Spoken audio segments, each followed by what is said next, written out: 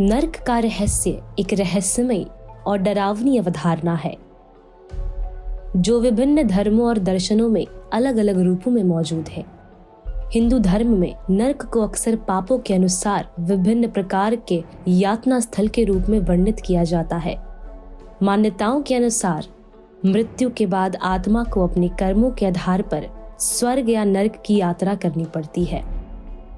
नर्क में विभिन्न प्रकार की यातनाएं होती है, जैसे कि अग्नि, जल, विष आदि। दार्शनिक दृष्टिकोण से कुछ लोग मानते हैं कि नर्क मन की एक अवस्था है, दुख का एक स्वनिर्मित कारावास है। अन्य इसे नकारात्मक कार्यों के परिणामों का रूपक मानते हैं। हिंदू धर्म, बौद्ध धर्म और जैन धर्म में नर्क के विषय पर विभिन्न विचार पाए जाते हैं, लेकिन इनका मुख्य उद्देश्य मानवता को अच्छे कर्मों की प्रेरणा देना और बुरे कर्मों के परिणामों से सावधान करना है। नर्क का स्थान।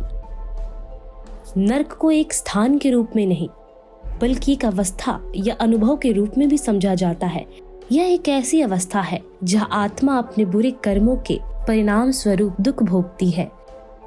हिंदू धर्म में इसे यमराज का क्षेत्र माना जाता है, लेकिन यह शाश्वत नहीं है। यह एक स्थायी अनुभव है जिसके बाद आत्मा को पुनः जन्म की प्राप्ति होती है। यमराज और यमदूतों का कार्य। हिंदू पौराणिक कथाओं के अनुसार यमराज नर्क के अधिपति होते हैं।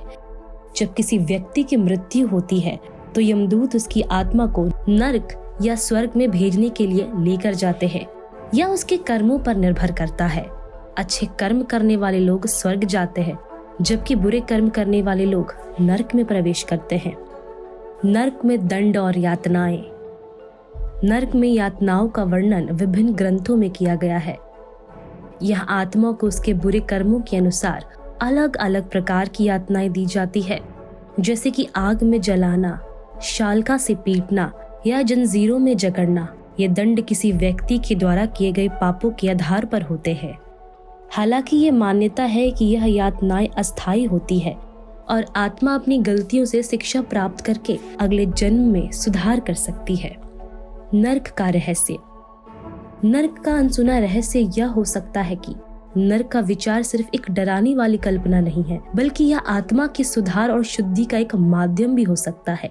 नर्क में दी जाने वाली यातनाएं जो बहुत ही क्रूर लगती है, असल में आत्मा को आत्म साक्षात्कार की दिशा में एक कदम और बढ़ाने के लिए प्रेरित करती है। कर्म और पुनर्जन्म। नर्क का मुख्य उद्देश्य यह है कि व्यक्ति को उसके बुरे कर्मों का फल मिले, ताकि वह अपने अगले जीवन में अच्छे कर्म कर सके। पुनर्जन्म के सिद्धांत के अनुसार यदि व्यक्ति नर्क में यातनाएं भोगने के बाद अपने कर्मों को सुधारता है, तो वह अगले जन्म में अच्छे मार्ग पर चलने की दिशा में अग्रसर होता है। मोक्ष और नर्क।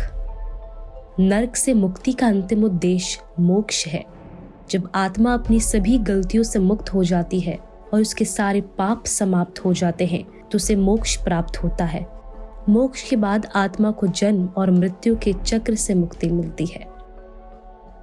नर्क का अनसुना रहस्य ये है कि नर्क सिर्फ एक शास्त्रीय अवधारणा नहीं है, बल्कि यह एक आत्मिक यात्रा का हिस्सा हो सकता है।